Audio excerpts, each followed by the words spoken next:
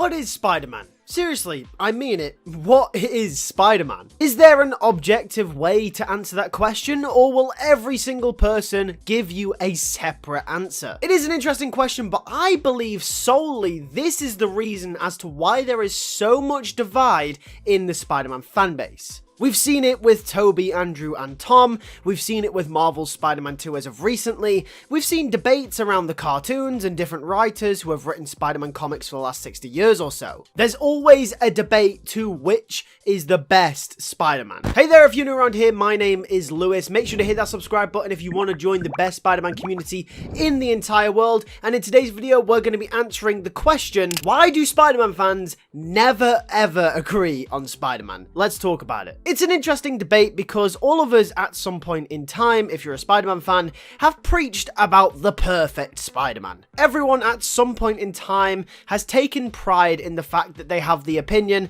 that the best Spider-Man adaptation is the one that can emulate the original Lee and Ditko comics the best. The one that can emulate those traits and stories to a T. For example, if you want to argue against MCU Spider-Man, the first point everyone always goes to is that he's Iron Boy Jr., and this is not something that is comic accurate to Peter Parker. Likewise, people say that Tobey Maguire isn't an accurate Spider-Man because he doesn't quip and he's too soft. And likewise, people also say that Andrew Garfield isn't an accurate Spider-Man because he uses a skateboard and he's too cool. If you're in any of those camps, I've got some news for you. You're never ever going to be happy with a Spider-Man adaptation, because that's exactly what they are.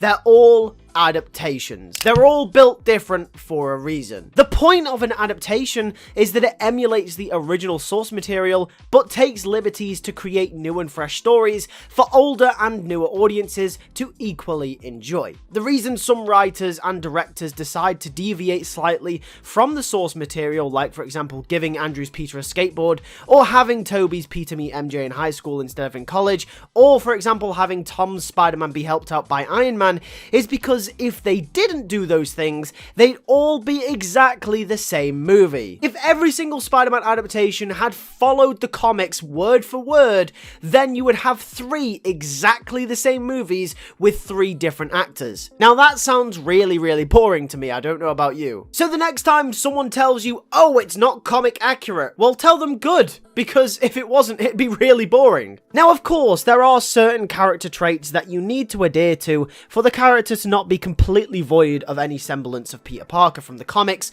or else he just wouldn't be Peter Parker. And these are what I like to call the unchangeable traits for a character to really work. And for Peter Parker's sake, I consider these unchangeable traits for Peter Parker to be number 1, that he has to feel guilt for the death of a loved one in order to feel responsibility, and number 2, he must have a secret identity which causes hardship in his personal life. If Peter doesn't have these traits, I don't think he really is Peter Parker. In most cases, the first point is usually Uncle Ben, and the second case, well, I don't think I've ever read a story where Peter doesn't have some kind of secret identity problem, so that one is pretty much always the same through and through. But apart from that, everything else is free game. You can change the costume, the side characters, in some cases you can even change the setting like they did in Far From Home. Heck, most of Peter's personality can change as well. For example, Peter's soft demeanor from the Raimi films is completely different from Andrew's rash and flirty demeanor from the Webb films. But this doesn't just apply to the Tom, Tobey, and Andrew debate.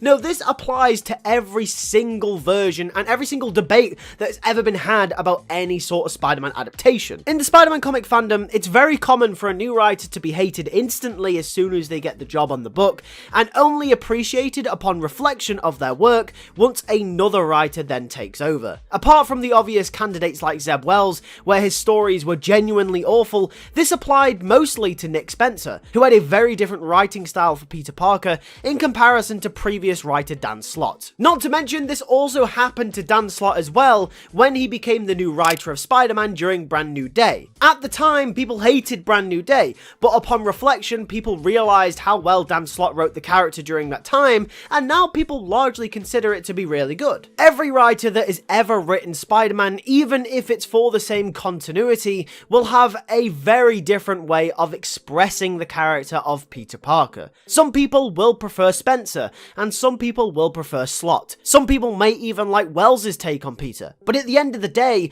all of those writers have a different way of tackling Peter Parker and Spider-Man, and it's just down to personal preference on which you prefer. And this is why Spider-Man fans will never ever agree on Spider-Man, because we all value different things within the character that are interchangeable with different adaptations. Every single adaptation that we all love has the same sort of core values of responsibility and the whole trope of secret identity. But past that, many things change, like the side characters, like the setting, the age, the time, everything changes. And that's just all down to personal preference. I guess what I'm trying to say is, if you're gonna try and criticize an adaptation by calling it out on not being accurate, that's more of a subjective stance rather than something that can be applied to the quality of the product. Applying criticism to the quality of the product would be criticizing it on the basis of character work, or plot devices, or the setting, how well it does in world building, those kind of things, not whether it's accurate to the original source material. That is not a valid criticism at all. Because at the end of the day, like I said, it's an adaptation, and if it wasn't, it'd be exactly the same thing as the comics, and that would be boring as hell. Here you can watch my video on the new Symbiote arc, which is coming up in the Amazing Spider-Man books. If you want to support the channel, click the join button down below to become a member. Thank you very much for the members of the channel. Your continued support is absolutely awesome, and I really appreciate all of you guys. Thanks for watching. I'll catch you guys in the next video. Take care, and peace.